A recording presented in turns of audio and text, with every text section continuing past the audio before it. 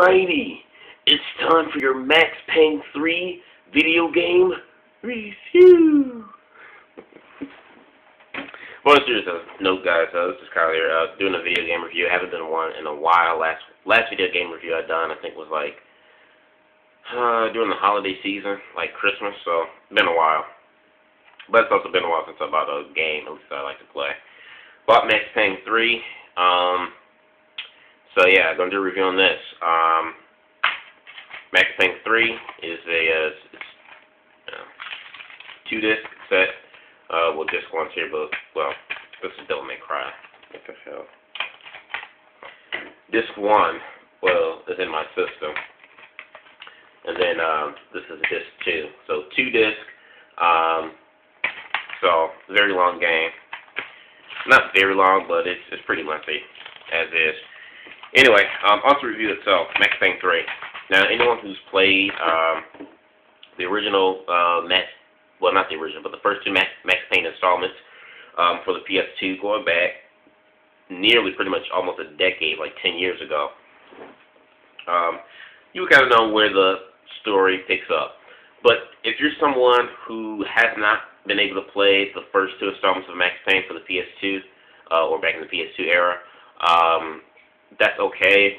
You can kind of pick up where, I won't say pick up where Max Payne left off, but if you don't understand the story of Max Payne, Google it, Wikipedia it, to get the full story of Max Payne if you never played the first two installments. And even if you didn't play the first two installments, that's still okay if you're a first-time player and you want to get right into Max Payne 3. So my review on this game, first I want to talk about the graphics. Graphics are absolutely amazing. And I say this a lot when I do video game reviews. Get HDMI cables. The graphics are gorgeous, but with HDMI cables, it just improves the quality and just shows you how awesome this game looks visually. From every detail, I mean, this is the best looking game graphically I've seen so far in 2012 since Mass Effect 3. And I might have to put this one, if not on the same level as Mass Effect 3, maybe a notch above it visually, Mass Effect 3. I mean, this game is just visually just gorgeous.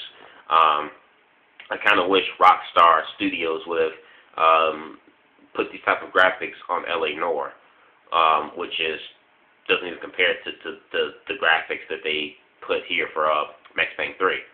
So visually, the game is beautiful. Gameplay, very nice. It's easy to control, simple and easy, not very difficult.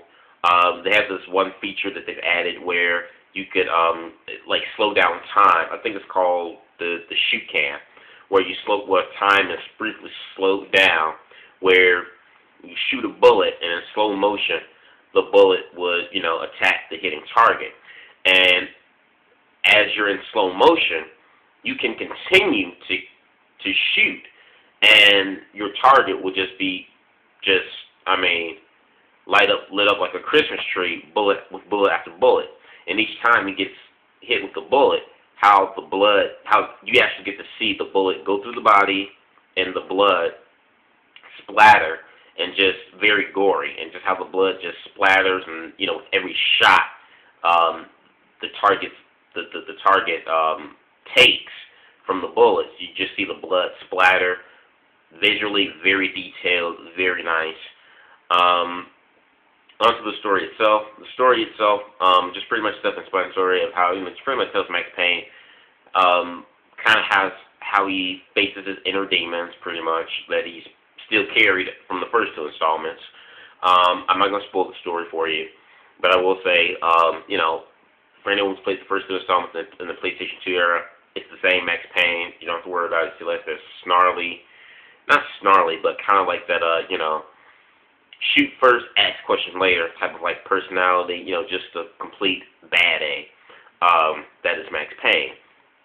So it still has, the characteristics of, Max Payne now is supposed to. Another feature I really love about this game is that there's no loading time, no load screens. And you may say to yourself, what? Every game has to load. Yes. But one thing I have to commend Rockstar for, which I think is something that every company, studio should follow, in developing video games. The way Rockstar has it for Max Payne 3 is where instead of just having a load screen and nothing happens, you actually get the story in Max Payne continues to move on. So what I mean by this is, how can I say, while the game is loading, you're still watching the movie and cutscenes as the story progresses, if that makes any sense.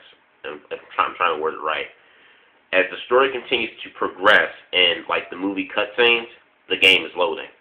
So while the game is loading, you're still catching up, and you don't have to sit and wait for a load screen and wait what happens next.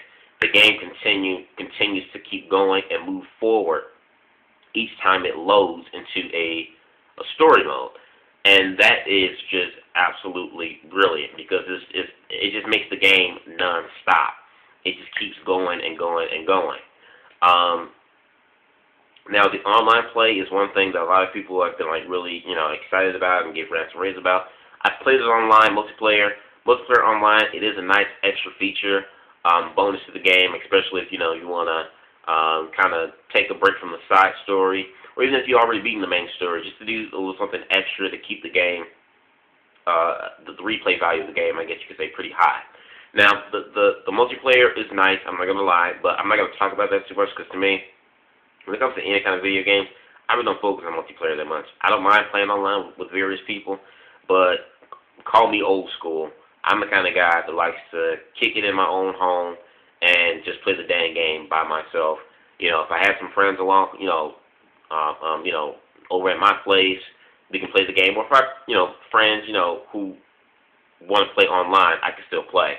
But I'm just more old school, even though video game, the future of gaming, is really heading towards the online community type of ordeal. I really don't care too much for multiplayer and online stuff a lot, like a lot of other hardcore gamers do.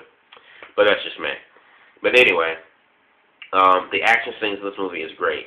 So, like I said, from the graphics to the gameplay, simple controls,